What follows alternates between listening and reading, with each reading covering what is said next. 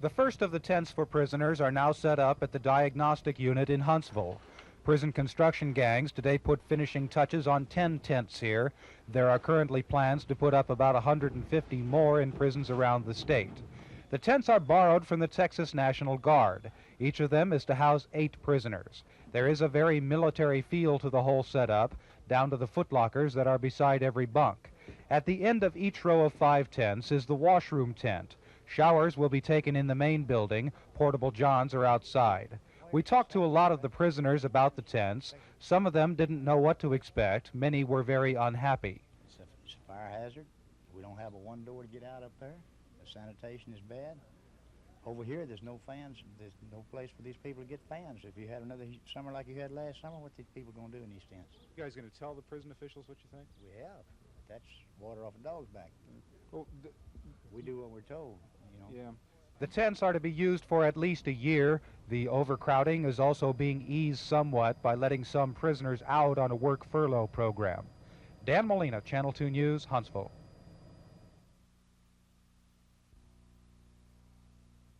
Yeah, right.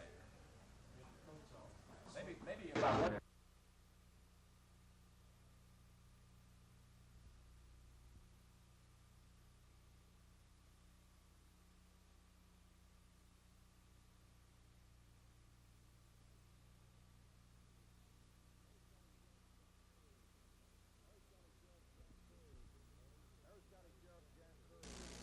Harris County Sheriff Jack Hurd this morning, surrounded by his family and a group of reporters at the press. Have been spent by agents of the Federal Bureau of Investigation in the relentless pursuit of the solution to this crime. Throughout these 2 years, no case has received more attention from FBI Director William H. Webster and the hundreds of men and women who have worked under him. The fact that we are in the Cavalier Room today is no accident.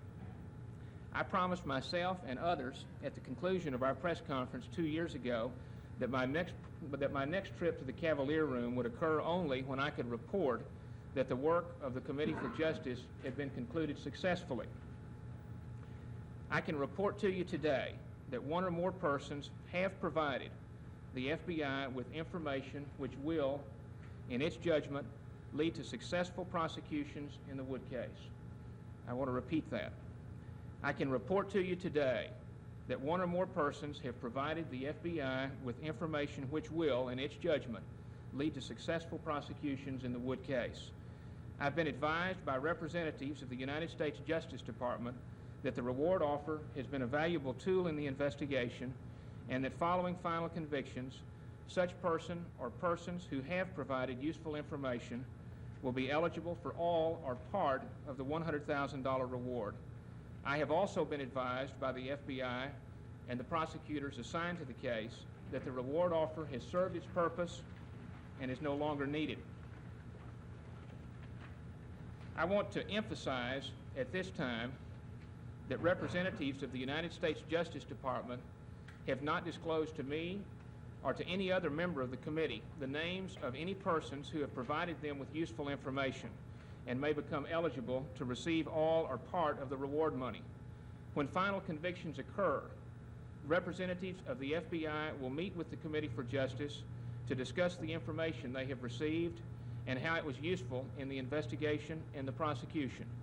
At that time, the committee will decide to whom the reward should be made, to whom the reward should be paid. I want to close by saying that this statement has been reviewed and has been approved for publication by representatives of the United States Justice Department.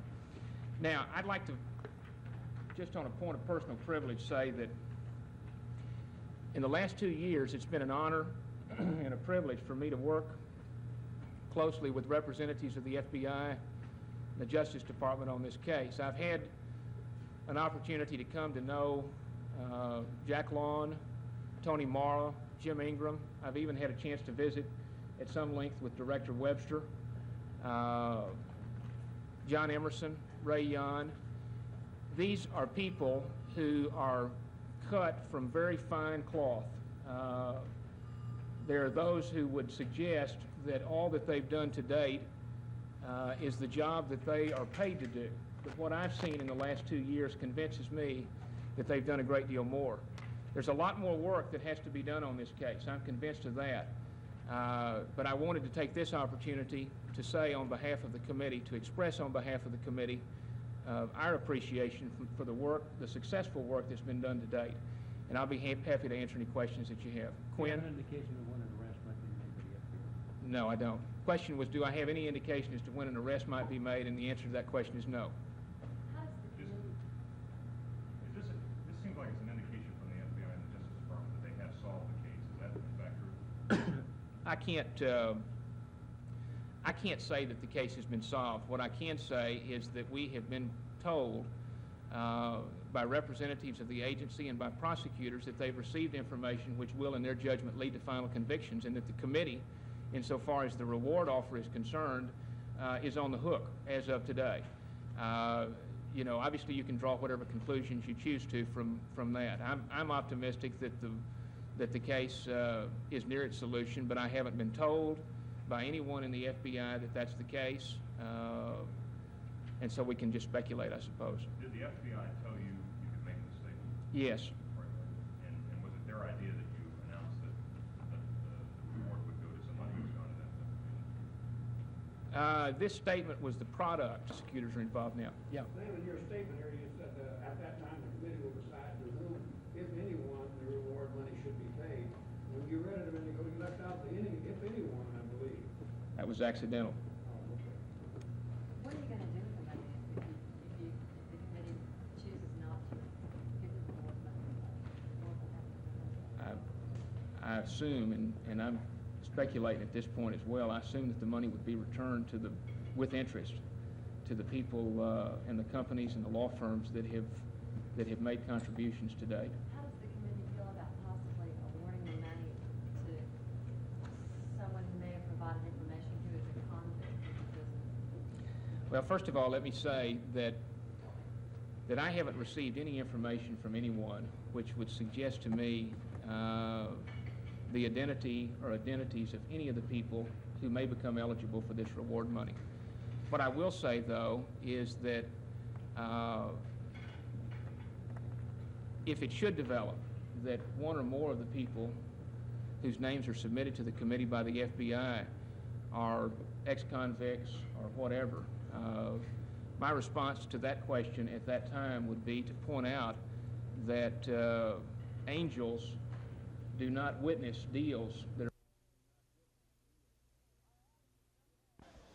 I asked a young man to chair and head my campaign because I believed in my experience with him that he had a very good knack for working with people and that he was a very quick study in learning things even though he had not done them before.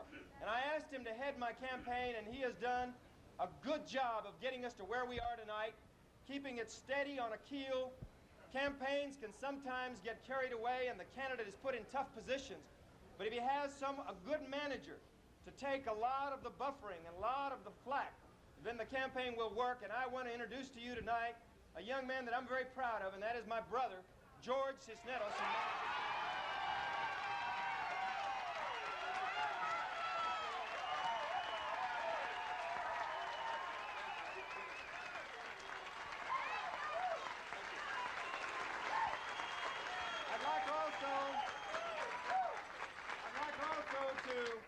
Introduce two people who are responsible, probably more than anyone else in the world, for what I am, for good and for bad.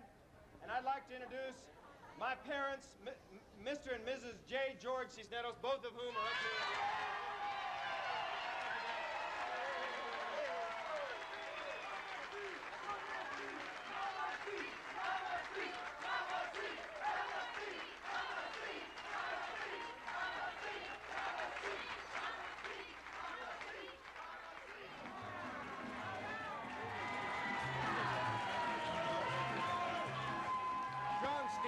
Just come out of a meeting with his top people. He's been in that meeting for about 25 minutes, possibly listening to Mr. Cisneros speak.